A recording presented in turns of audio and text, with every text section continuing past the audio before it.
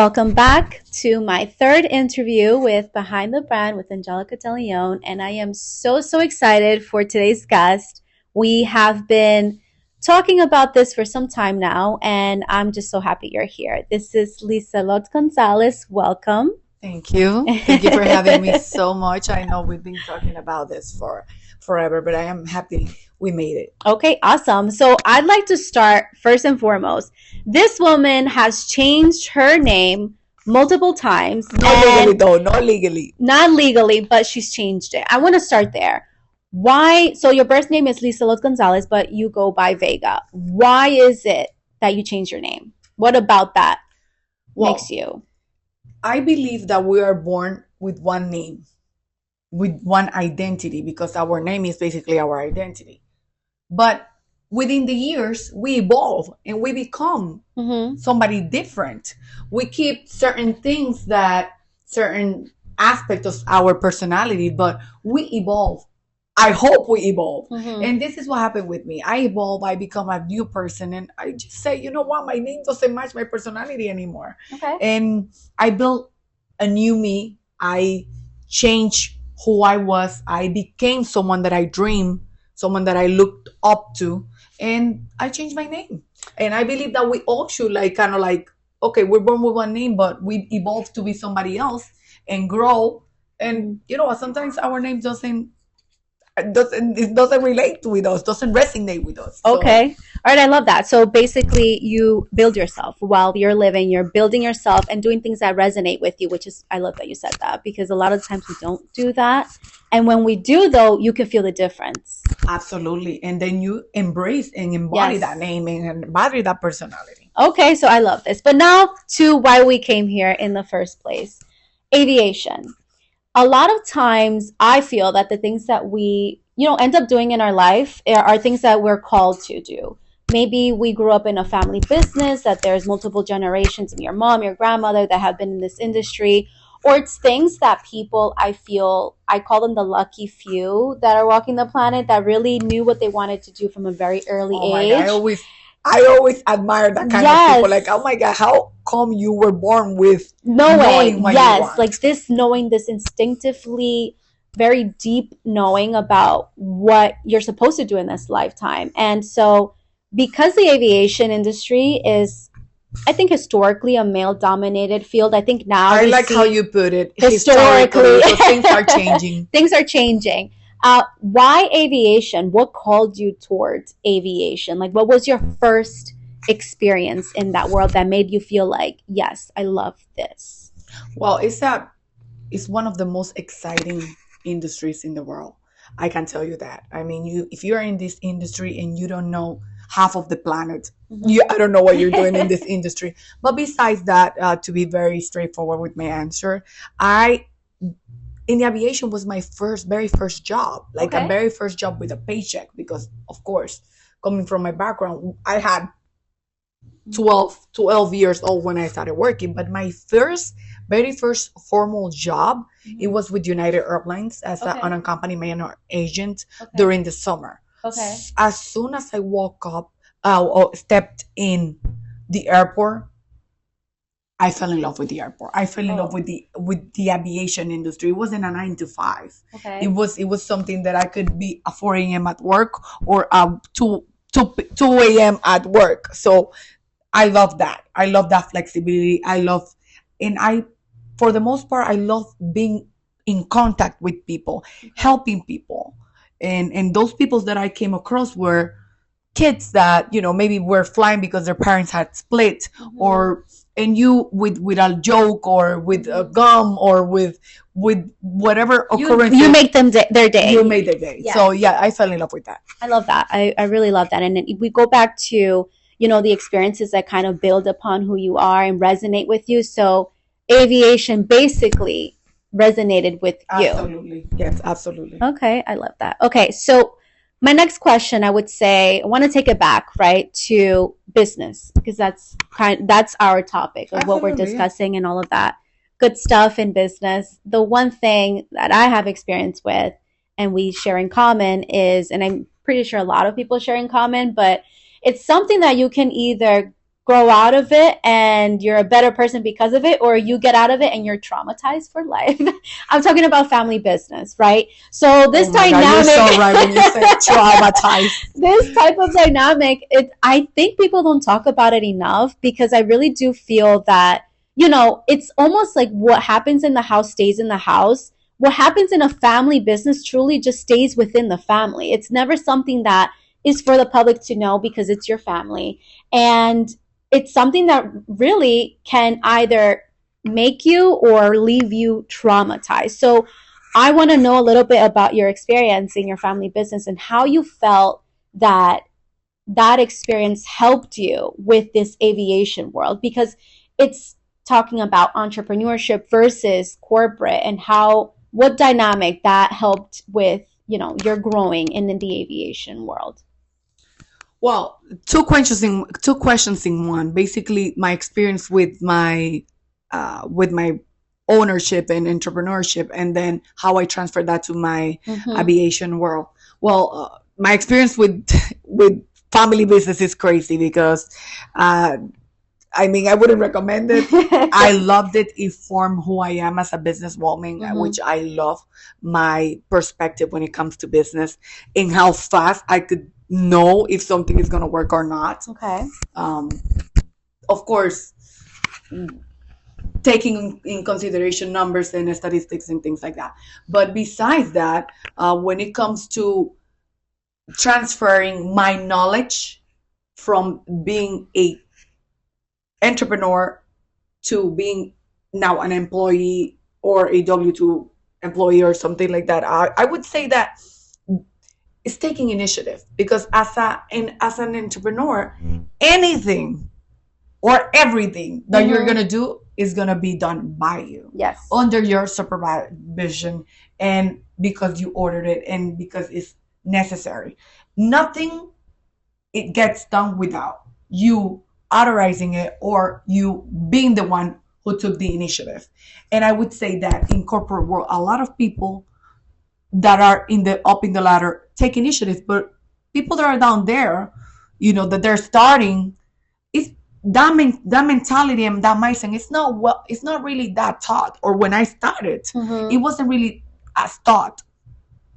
And now that I could go back into perspective, I Mm-hmm. say, you know what? Now I go into businesses, into corporations, Mm-hmm. and I see, you know what?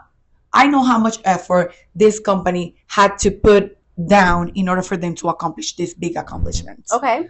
So, absolutely being a leader and kind of like understanding all the effort it takes, Yes. and staying away from family businesses.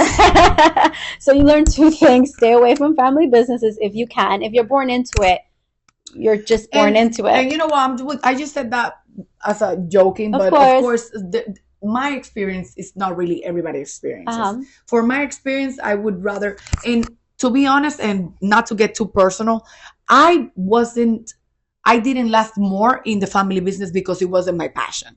Okay. But if it would have been my passion, I am sure I would have spent more years Okay. with it. So in other words, my passion wasn't the beauty. I love to look good. I love the beauty industry. I Mm-hmm. actually have my cosmetology license, Mm-hmm. but it's not what I don't want to go a day without doing that. Like, Got it. it's no that thing that I don't want to go a day without doing it. Okay. So it's more for me. It's more like aviation, talking to people, helping them getting there, and more what I'm doing now as a That's your private jet world. broker.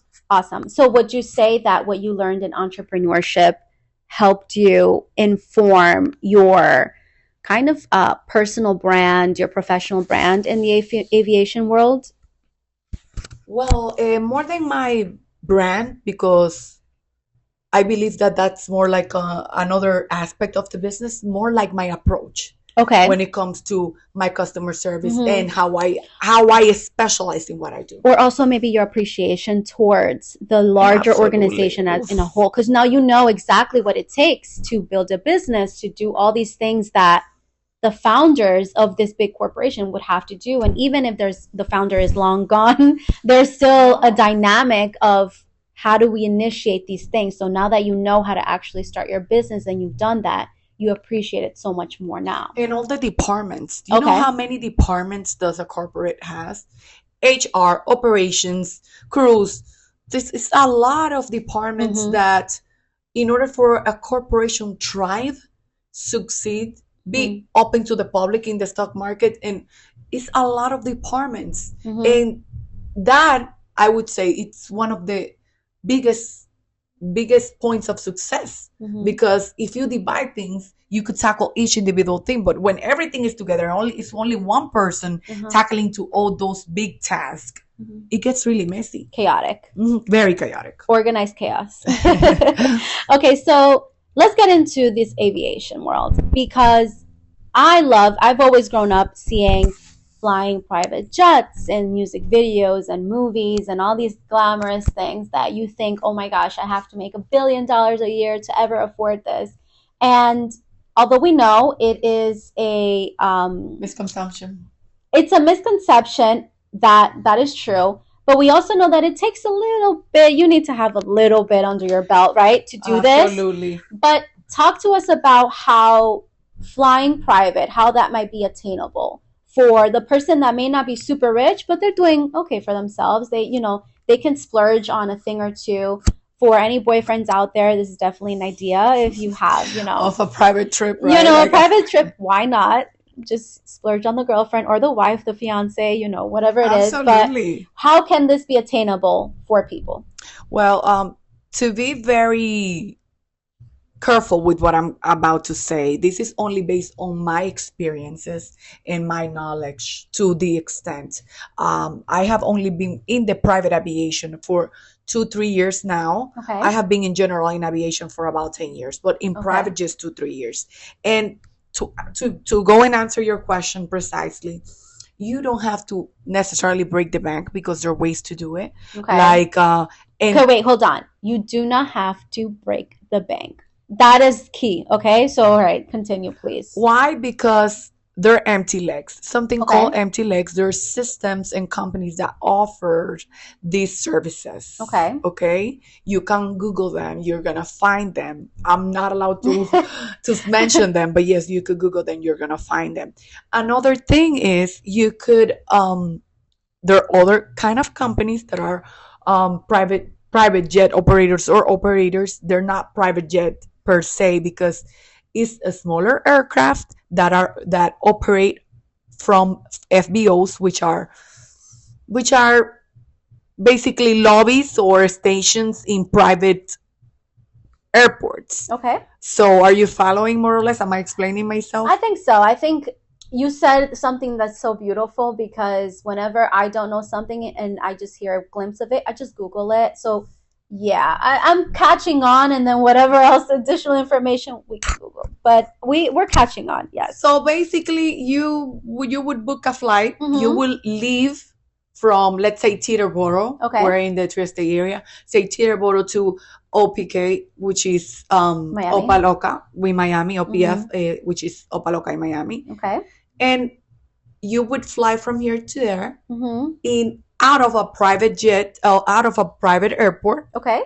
Not necessarily in a private jet, because a private jet would be you with the people that you know. Okay. So you would fly in this occasion with people that you don't know. Which would be an amazing networking opportunity, which I love. Yes. And you could also Google these companies. There are operators that fly out of private airports. So for someone that wants to Google, what exactly would they Google? Like, what would they write? They would Google, let's say, the closest experience to flying in a private jet. And the companies would just populate. operators of chartered flights to, let's say, Teterboro to Miami. Yes. Okay. There is one specific company which I'm not allowed to mention it, but I know you're gonna find it. Their logo is kind of red and white, so you could just follow the link by that. Okay. And yeah, it's a great company. I'm a fan. I believe that that's a great initiative. Okay. And that they're going to be on forever. Because why would I say that? It's because of the advantage of not going to an airport, of not having to go through TSA, of not having to deal with that traffic. Okay. Or it's just such a hassle experience. Got it. It's very smooth experience. You get free drinks. The seats are more comfortable. And this company only operates within the United States, to make it clear. But it's still, it's a great opportunity for you to experience the closest thing you're gonna get to experience a private jet. That's that company. Okay, so the private jet experience, private plane experience at an affordable price, or seemingly affordable. You can afford it, Yes. basically. Okay, beautiful. So let's get into, we talk about these big lucrative industries and these lucrative careers where, anything from like big law attorneys to surgeons and now this private aviation industry. We know these people and the people that are in these roles, they make so much money, and we, undisclosed amount, but they do well for themselves. What can you tell me about money? What have you learned about money?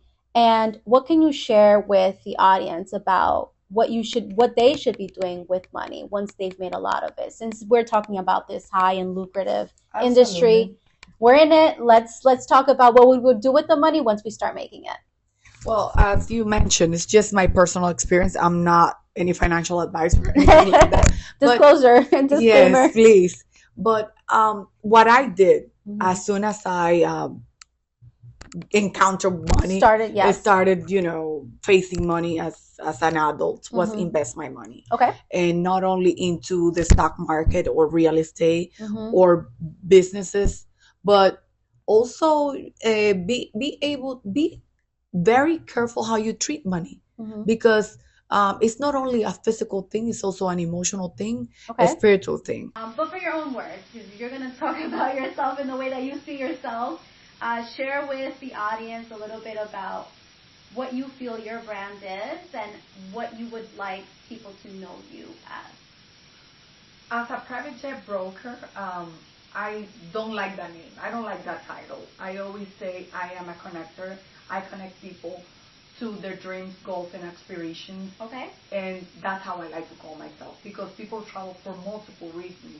But the fact that you travel for those reasons make me feel like this is not just a transactional business. This is not just a transaction. I give you a jet and you give me money. No, it's more like I take you a step closer to your dreams, goals, and aspirations.